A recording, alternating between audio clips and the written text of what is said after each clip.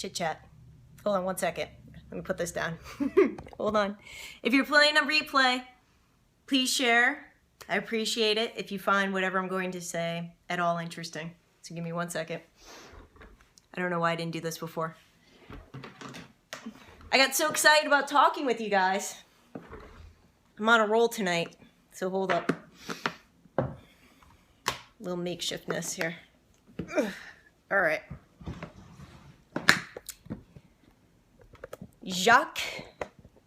Jackie from Kansas City. Is that how you say your name, Jackie? Awesome. If you're coming in, please let me know what your name is and where you are from. And I will get started in a second, and I promise I will stop making you guys sick. Here we go. All right. For Jacqueline, one of my favorite names. I love the name Jacqueline. Awesome, Jackie. Yay. We got Kansas City, just truncate it with the Q. Yeah, that makes sense because most people can't, when they read Jacqueline, they totally get completely sidetracked with how you actually say it versus its spelling. Jackie, I like it with the Q. All right. Hi, everyone. My name is AnnickMagac. I am an Amazon best-selling author. I am also, oh, cool. I am also a motivational speaker and a coach. And there are two things that have been on my mind today. Number one is that daily I am reminded of this, and that is you never know what's going on in somebody's life. So I just have to remind everybody of that because today was one of those days where I had some really incredible conversations and connected with some really beautiful people through my coaching. And each time I get off the phone, you know, you would never know what's going on in people's lives. So just keep that in mind. If somebody is ever short or disruptive or they say mean things and they don't really mean it, but you can't figure out why they're being such a jerk, just keep that in mind. Just never know. Sometimes a little compassion can go a long way. And believe me, it's taken me a very long time in my life to actually believe that. Honestly. Before I just used to think people were a bunch of bitches. Go figure. Anyway, that is not the reason why I wanted to talk to you guys tonight. And the real reason is that I want to talk about Valentine's Day. I was going to say this until next week, but it came up as a topic of conversation. I am a public speaker and I speak a lot, but I also practice speaking a lot. And I go to a meeting called Toastmasters. And if anybody's watching this and you know what Toastmasters is, give me some hearts so that I can at least know you know what I'm talking about. All right, Toastmasters International it's across the world, and basically it's a organization that you can, hi Courtney, that you can learn how to speak and practice speaking in, and they take you through from novice all the way to expert. Good to see you, Courtney. Or see ya, yeah, see ya. And so I happen to be president of my local Toastmasters chapter, and you have all these different things come up. Anyway, we have a thing called Table Topics where somebody presents a topic and then everybody gets up and speaks about it. So we had a pastor get up and he started to ask everybody, his question was, what is your fondest Valentine's Day memory? The best part about this question, all right, I'm going to say it again just in case you didn't get that. What is your fondest Valentine's Day memory? And I sat back and I kind of thought, And then we had 4 people get up that they were called up on, and each one of them got up and said, I don't celebrate Valentine's Day. My wife of 20 years, when we got married, we decided that Valentine's Day was not important to us. That was one person. Another person got up and said, well, yeah, my husband and I never celebrate Valentine's Day. I had an ex-boyfriend who did, but I actually lost that bracelet that he gave me. I don't think that relationship was really meant to be. It was all true and for real conversations. It was hilarious. Third person gets up. Yeah, you know what? That's so funny that you bring it up because I didn't even realize it was next week. And my partner and I never celebrate Valentine's Day. And by this point, inside, I'm dying because I think that this is hilarious because this is exactly what I wanted to talk to you guys about next week. And that is the fact that Valentine's Day is has been created to be this holiday where, you know, everybody's doing it and you are definitely missing out and your love life sucks if you don't have a Valentine, or better yet, your expectation for the person in your life that they don't actually fulfill what you think of the actual idea of what Valentine's Day should be like.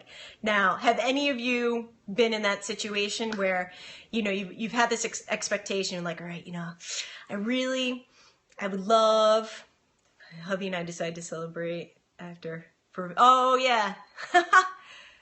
Oh, that's awesome.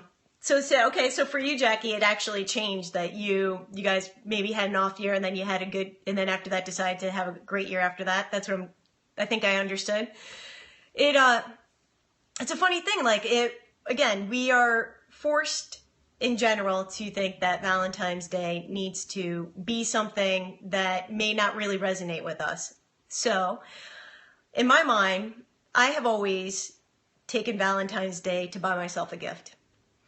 Number one, that this has really, I mean, the only person that I truly need to be in love with and to really want to spend time with is myself. And I started doing this when I was single. And, oh, that's awesome. Yeah, you can make it whatever day you want. I mean, that's the gist of it, is that to express your love and joy for somebody. So my mom, who is awesome and I love dearly, she every year likes to send us like a little care package. And I think like that is one of the most personal, and that's even better.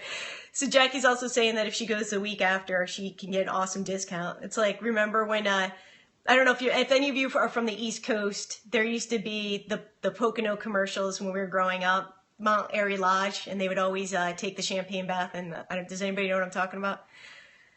Since nobody's giving me hearts, I'm going to think probably not. Anyway, it was just one of those commercials that always played in the 80s. So the idea with Valentine's Day is that we set these expectations on other people that might not necessarily even be realistic. And in most cases, they aren't realistic, because when you set an expectation for somebody, most likely they are going to actually fall short because it's not what they want to do. It's not what they want to do, or who they want to be, or even how they may even act, but it's, I think you should be acting this way. So, and a lot of times with relationships, we put up that, you know, my partner, he should bring me flowers, he should bring me chocolate, he should make a reservation for the best place in town so that we can both get dressed up in our, you know, best clothes, because that's what you do on Valentine's Day. He should give me a piece of jewelry. That's the night that he should propose to me. And like all this stuff that society and great marketing is saying, okay, that's what Valentine's Day is about. For me, that has nothing to do with our relationship. It has nothing to do with the way we interact with each other. And if I really know myself, it's not even maybe necessarily what I want. Heck yeah, I will definitely take the chocolates. Don't get me wrong. I love chocolate.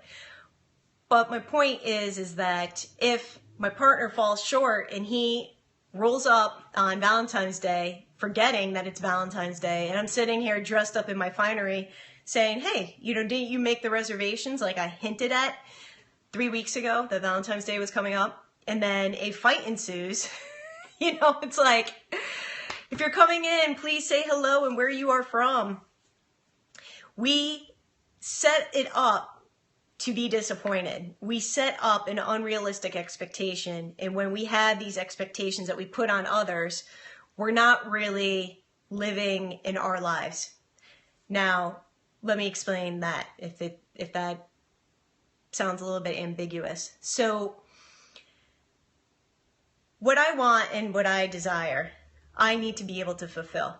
If I start to put that onto somebody else to reach and meet what I desire, I'm always going to be disappointed, because they are not me. They don't know exactly the way I want it or how I want it. And this goes for any facet in our life, but it really happens around relationships. Okay, so somebody, I think, I got a few hearts there, so somebody I think is resonating with that. So why make ourselves more miserable? But also to keep in context, like, how you live your life is your decision. It shouldn't be how other people, or to be influenced by, again, social media, saying that, you know, you should live your life this way. You should love this way. You should receive love this way. Love is a really intimate and powerful emotion, and love is huge in our lives. You know, if anything, it's what we all seek. We all want to love. We all want to be loved. But to put it into this confine of one day where it fits in with chocolate and roses, no wonder everybody breaks up on Valentine's Day. I think like one of the, you can't read my mind, I have to tell you. I have to tell you what I would like. Yeah, exactly. So what Jackie's saying is that she's reiterating and saying that, you know, you should be able to read my mind, right? The joke's on us because, of course, somebody can't read your mind. But if you're going to fall short on what I'm projecting in my thoughts to you, of course you're going to be disappointed. And it's crazy. So what was awesome about tonight in sitting through these different mini speeches on Valentine's Day was that, again, society would say that everybody does this really romantic night on Valentine's Day. And here were 5 scenarios, 4 of which I was listening to, and then my own personal one. 5 scenarios where no one in a room of about, I don't know, 20 people who actually were verbal, and I'm sure there were many more that would have agreed, don't do it. Like, it's not even on the radar. And it was just hilarious because it pretty much blows apart what is expected or what we think or what society or what social media wants us to see. So I thought that that was really great. And what I was going to say next week, which was I was going to Periscope about, was that I always encourage, see, I think you'd be bummed.